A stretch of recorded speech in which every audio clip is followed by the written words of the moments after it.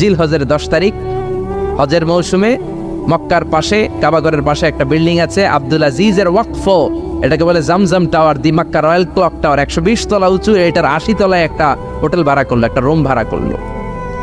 ওই দিন সব হাজী সাহেবান মিনার জবাইয়ের কাজ শেষে ফরজ তাওয়াফ করার জন্য মিনা থুইয়া সব কাবাগরের এদিকে বিড়বিড় করতেছে, কত সুবহানাল্লাহ।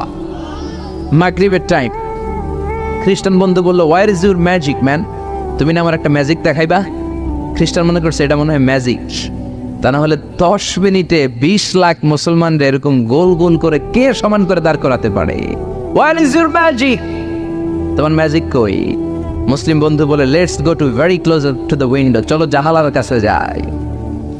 80 তলা বিল্ডিং এর উপর থেকে জানালার কাছে যে when the open the window, যখন জানালা খুললো নিচে তাকিয়ে খ্রিস্টান বন্ধু তো অবাক। 20 লক্ষ হাজী সাহেবান, একটা ইজার একটা রিদা,